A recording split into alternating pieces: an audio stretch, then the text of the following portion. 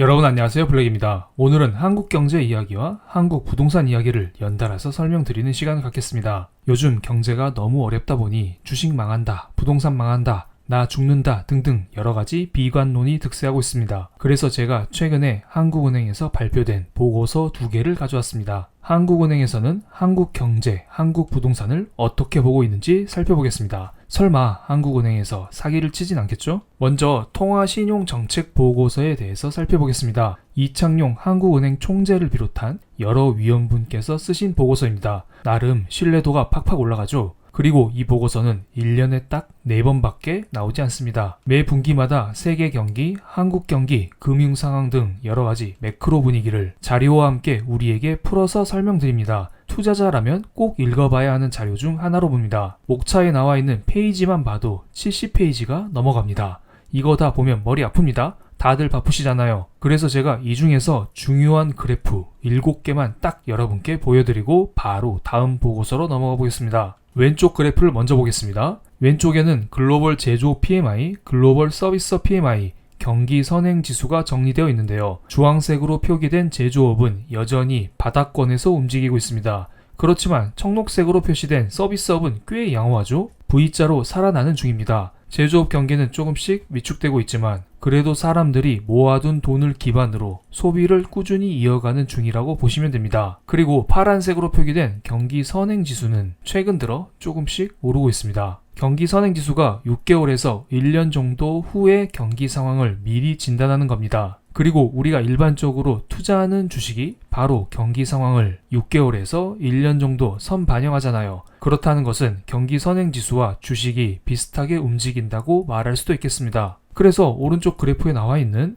파란색 선진국 주가지수와 주황색 신흥국 주가지수 모두 최근 들어 반등하는 모습이 나오고 있습니다. 경기가 돌아설 기미가 보이니까 이에 선행하여 주식은 귀신같이 반등하는 중입니다. 그런데 한국 경제 어렵잖아요. 내 주변에 다들 어렵게 살던데 나도 힘들어. 도대체 왜 주식이 오르는 거지? 이것에 대해서 팩트 체크를 좀 해줘. 이러시는 분들이 계십니다. 그래서 제가 한국은행이 조사한 한국의 경제 상황을 가져왔습니다. 민간 소비, 설비 투자, 건설 투자 이 세 가지를 보겠습니다. 주황색 커브는 금액 자체를 나타낸 것입니다. 즉 민간 소비 금액, 설비 투자 금액, 건설 투자 금액을 나타낸 것입니다. 그리고 파란색 막대 그래프는 전년 동기 대비 증감률을 정리한 것입니다. 맨 왼쪽에 있는 민간 소비를 보면 민간 소비는 꽤 강합니다. 작년에도 그렇게 크게 위축되지 않았고요. 올해에도 민간 소비는 견고한 우상향을 그리고 있습니다. 여전히 사람들이 저축해둔 돈이 많고 최근에 투자로 수익도 나오고 있고요. 임금 자체도 오르는 중이라 그런 것 같습니다. 그렇지만 설비 투자와 건설 투자는 좋지 않죠? 설비 투자는 2023년 들어 뚝 떨어졌습니다. 그리고 건설 투자는 조금 늘어나긴 했지만 절대적인 투자 금액이 매우 적어 보입니다. 그런데 투자에 있어서 중요한 것은 전년 동기 대비 증감률이죠. 설비 투자는 3개 분기 연속으로 전년 동기 대비 증가를 보여주고 있습니다. 그리고 건설 투자는 2년 이상 쭉 내려오다가 이번 분기에 전년 동기 대비 증가를 보여줬습니다. 이런 느낌으로 보시면 돼요. 지금 상황이 좋진 않지만 작년보다는 나아지고 있다. 여러 경제 지표로 이것들이 확인되고 있다. 그래서 우리 증시가 작년보다는 오르고 있다. 이렇게 해석하시면 될 것 같습니다. 하지만 한국 경제가 더 나아지기 위해서 해결되어야 할 과제가 하나 있습니다. 한국은행도 높은 물가를 경계하고 있습니다. 왼쪽 그래프를 보면 헤드라인 소비자 물가 지수는 파란색 커브, 근원 소비자 물가 지수를 주황색 커브로 표기했는데요. 위기 때마다 물가가 피크를 찍고 내려오는 여러가지 시기를 1998년, 2008년, 2011년, 2022년 각각 정리했는데요. 빨간색 네모 박스로 표기된 이번에 2022년 인플레이션 위기가 가장 최악이라고 합니다. 무슨 말이냐면 이번 2022년 인플레이션 위기 때가 물가가 가장 안 내려온다고 합니다. 특히 주황색으로 표기된 근원 물가는 천장에 붙어서 내려오고 있지 않습니다. 그렇기 때문에 이러한 고물가 상황은 추후에 리스크로 작용할 수 있다는 이야기를 우리에게 남겨줬습니다. 오른쪽 그래프는 세계 주요 국가의 소비자 물가 지수 상승률과 근원 소비자 물가 지수 상승률이 정리된 것입니다. 저는 이렇게만 보여드릴 테니 관심 있으신 분들은 한번 멈춤하시고 봐주시면 감사하겠습니다. 제가 7개의 그래프를 다 보여드렸으니 이번에는 다음 보고서인 경제 전망 보고서를 여러분께 공유를 드리겠습니다. 경제 전망 보고서 역시 여러 분야에 대한 여러 가지 자료가 나와 있습니다. 하지만 저는 그 중에서 부동산 섹터만 여러분께 공유를 드리겠습니다. 이번 영상의 주제이기도 하고요. 요즘 부동산이 일시적이든 지속적이든 반등하고 있습니다. 그래서 주황색 컵으로 표기된 전월 대비 실거래 가격 변동률이 플러스로 올라갔습니다. 물론 이게 찐 반등일지 아닐지는 나중에 시간이 지나면 알 수가 있겠습니다. 그리고 거래량도 최근 들어 조금씩 늘어나고 있는 중이죠. 분위기가 좋아 보이죠. 그렇지만 한국은행은 부동산에 대해 이렇게 평가했습니다. 향후 주택시장은 급격한 하락세는 진정되었으나 여전히 높은 금리 수준, 전세시장 불안 등을 고려할 때 당분간 하방 압력을 받을 것으로 예상된다. 요즘 분위기 좋은데 갑자기 찬물을 끼얹어 버리네요. 한국은행이 괜히 이런 말을 하진 않겠죠? 한국은행의 찬물의 근거로는 깡통전세, 역전세 이야기를 합니다. 깡통전세란 말 그대로 깡통인 집이죠. 집에 들어있는 보증금이 실제 매매 가격보다 높은 경우입니다. 이럴 경우 집주인은 집을 팔아도 임차인에게 보증금을 다 못 돌려줍니다. 그리고 역전세는 기존의 보증금보다 실제 지금 전세 가격이 더 싼 경우입니다.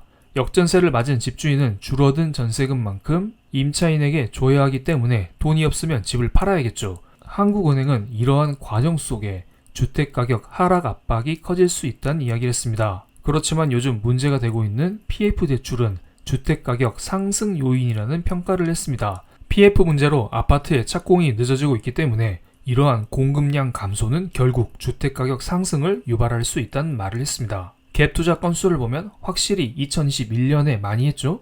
보통 전세 만기가 2년마다 돌아오기 때문에 현재 2023년이 위기이긴 합니다. 임차인들이 내 돈 달라고 많이 요구를 할 것으로 보입니다. 그리고 오른쪽 그래프는 주택의 착공 건수가 정리되어 있는데요. 착공 건수가 지속적으로 감소하는 것을 확인할 수 있습니다. 이게 지속되면 추후에는 공급 부족으로 작용하면서 부동산 가격 상승 요인으로 작용할 수도 있겠네요. 깡통 전세와 역전세 문제가 우리 턱 밑까지 차오르고 있는데요. 깡통 전세 위험 비중은 현재 8.3%나 되고 역전세 위험 가구 비중도 52.4%나 됩니다. 역전세 위험 가구 비중은 왜 이리 높을까요? 앞서 설명드렸듯 전세가가 가장 높았었던 2021년에 갭 투자가 유행했기 때문에 아마 2023년 하반기에 전세 만기가 된 가구들은 그냥 매우 높은 확률로 다 전세가가 내려가면서 역전세 위험 가구라고 보시면 됩니다. 그렇다면 깡통 전세나 역전세로 집주인이 추가로 마련해야 할 돈은 어느 정도일까요? 깡통 전세의 경우에는 평균 2천만원 수준이고요. 역전세는 7천만원 정도 집주인이 추가로 필요한 상황입니다. 일반적으로 깡통 전세는 빌라에서 많이 발생합니다. 아파트에서는 대부분 역전세 문제가 크죠. 그래서 오른쪽 그래프 역전세를 조금 더 보면요. 집주인이 토해내야 할 금액이 액수별로 나누어 있습니다. 평균 잡아 7천억 정도 임차인에게 돌려줘야 한다고 써 있는데요. 1억 이상 돌려줘야 하는 집주인의 비중도 25%나 됩니다. 3억 원 이상도 1%가 넘어가고요. 생각보다 꽤 많은 돈을 집주인이 임차인에게 돌려줘야 합니다. 그리고 이 만기는 조만간 돌아옵니다. 23년 7월부터 본격적으로 깡통 전세와 역전세 만기가 도래합니다. 그렇다면 집주인 입장에서는 정말로 부담이 되지 않을까요? 임차인이 내 돈 달라고 아우성치는데 당장 돌려줘야 하지 않을까요? 그런데 이렇게 되면 정부가 가만히 있지 않겠죠? 최근에 둔촌주공도 이런저런 제도를 고쳐가면서 결국에는 완판시켰잖아요. 정부는 어떻게든 주택 가격 하락을 막고자 노력을 하고 있습니다. 정확히 말씀드리면 천천히 가격을 떨어뜨리는 연착륙을 유도하고 있습니다. 그래서 정부가 파격적인 정책을 제안했습니다. 상당수의 집주인은 DSR 규제 때문에 추가 대출을 받기 어려운 상황이죠. 그런데 역전세로 인해서 전세금 반환 목적에 한해서는 한시적으로 DSR 규제 무시하고 그냥 대출을 해주겠다. 이런 발표를 했습니다. 물론 정확한 구체적인 방법은 아직 나오지 않았습니다. 일단 추경호 부총리가 그냥 한번 던져본 것 같습니다. 역전세 평균 금액이 7천만 원 정도라고 했죠? 이 정도면 추가 대출을 받아서 세입자에게 돌려줄 수 있지 않을까요? 그렇다면 집주인은 집을 팔 필요가 없어 보입니다. 그렇지만 7천만 원은 평균적인 금액이었습니다. 경우에 따라서 집주인은 1억 원 이상 세입자에게 돌려줘야 하는 분들도 꽤 있습니다. 이런 분들은 이자 부담 때문이라도 대출을 받기가 어렵지 않을까요? 물론 사람마다 다르죠. 어떤 사람은 10억 대출부터 부담을 느낄 수가 있겠고요. 어떤 사람은 5천만 원 대출도 부담으로 느낄 수가 있겠죠. 사람마다 부담을 느끼는 과정은 다릅니다. 이 과정에서 금매는 한두 개씩 나올 수 있을 것으로 보입니다. 앞으로 부동산은 최대한 팩트 위주로 여러분께 공유를 드리겠습니다. 제 영상이 마음에 드셨다면 구독, 좋아요, 알림 설정까지 부탁드리겠습니다. 감사합니다.